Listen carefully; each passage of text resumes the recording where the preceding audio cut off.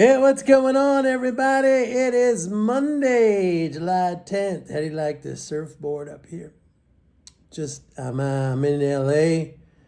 Was down in Laguna Beach, staying at my son's place here. He lives in LA with his wife and my granddaughter, but the wife and the granddaughter, they left for Europe yesterday, which I saw them off. And now I'm just going to be here until Friday, and then I'm heading back to Florida. And then after that, like I said, I'm going to Guatemala to check out some coffee farms because I'm looking at getting into the coffee importing business. Anyway, it was I would say a decent, it was a rebound in the market today. Dow recovered what it lost on Friday. S&P and NASDAQ was up, they were up a little bit. I'm not going to do too much talking about the market. You know my views. Fiscal flows are strong. We're trending towards like a 650 billion month.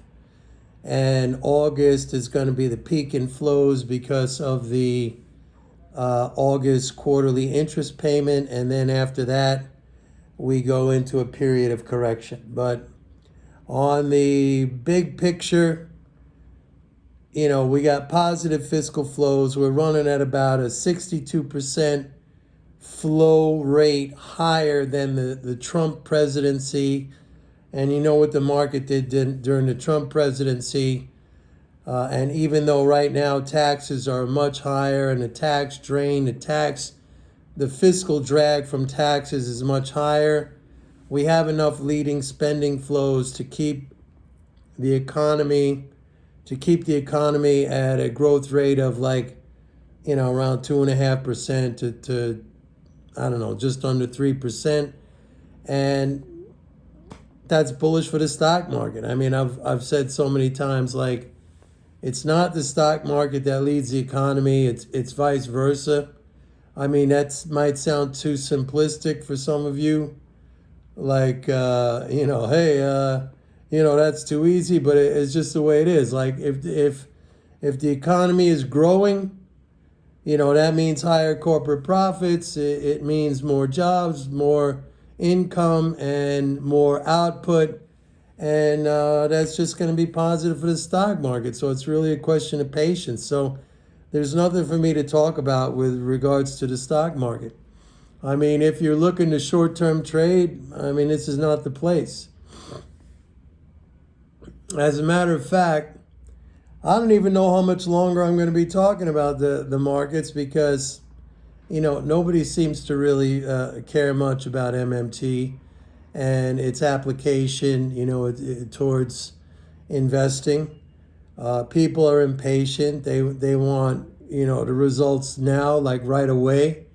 And it's not what I'm into anymore. I told you I spent many years on 4 different exchanges as a floor trader, as a floor broker, and I know the whole business behind that, and I've experienced that whole thing. Which whatever's happening now in algo and program trading and these computer-driven companies. I mean, if you go look at the stock of a company like Virtu Financial, for example, VIRTU, who I personally know the founder of that, Vincent Viola. He was a floor trader on the Merck when I was down there, the NYMEX, and he founded that company. And they spent millions and millions of dollars to put their servers right there next to the New York Stock Exchange or next to the CME to basically front run orders. And if you look at their stock, since that stock has gone public, it hasn't done anything.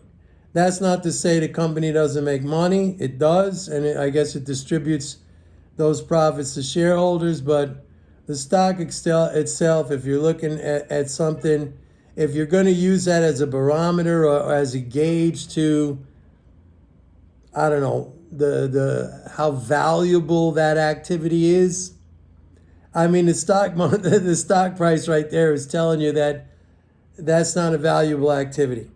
If you look at Berkshire Hathaway Warren Buffett's company and the history of that stock, that's value.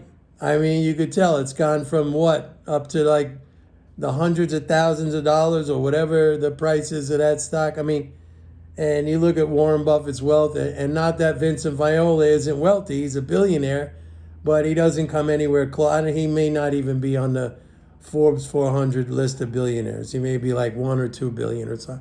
I don't know. Not that it makes any difference. No reason why I'm talking about it other than the fact that if you're into that kind of thing, if that's what you think is going to make you, rich and free and financially free and independent, that's not what it is. If you're looking at patience, if you're looking at behavior, personal behavior and patience and the long picture, that will. I mean, any entrepreneur, any successful entrepreneur will tell you that. You look at the history or career of any successful entrepreneur. You look at just what happened in the last year to Meta, to Facebook stock, how it took a huge hit because Zuckerberg decided to change the, kind of like the mission of the company into, the whole Meta thing and the metaverse. And everybody was like, oh, you're wrecking Facebook and this and that. And, now I think in the last couple of months, he's gained the most on the all-time wealth list than anybody else. So that's how it is, man. I mean, you got to have the big picture in mind, and Zuckerberg definitely does. And I bought that stock when it went way down, and I was saying, don't bet against Zuckerberg. He's a really, really smart guy. You may not like him. You may think he's a nerd, whatever, but he's a really, really smart guy. And so that stock is working out. Anyway, the funny thing is that little video I made on Saturday where I just said, hey, I'm bored and I want to talk to people. And I made that video. That was like one of my top ranking videos in the last couple of months, which doesn't say much because my videos don't get a lot of views. And sad to say, that's true, but that was one of my best ranking videos in the last few months. I might start making videos about that. I might start making videos about my coffee endeavors. All right. As a matter of fact, I think I'm going to start doing that. I mean, coffee's really, really cool.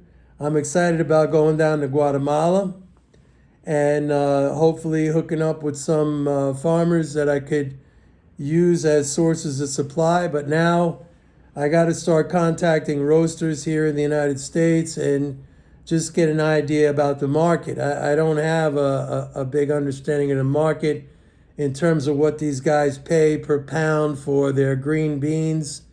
And I got to get an understanding of that and what it's going to cost me, to ship it in here to the United States. This is a completely different business than me. I know nothing about coffee. I've traded coffee futures in the past. Maybe that'll give me a slight edge in the big picture if I know how to hedge or whatever and protect my costs. But we'll see. This is a completely new endeavor, and I'm doing it, at an older age. I'm 66 years old. So, I mean, it's like you can always change your profession. You know what I mean? I've been in the financial industry for a long time. And I'm always going to be an investor till the day I die. I like it. I don't know how much longer I'm going to be putting out financial information or research. For now, I'm going to continue doing it. I mean, I know there's people who appreciate it. And I personally get a lot out of it because it gives me perspective on the markets and what's happening and so on and so forth. But I'm looking forward to this coffee venture. And I'll keep everybody posted. But for now, I'm coming to you from LA, and I'll be here for the next few days, and I'll see you guys tomorrow. Bye.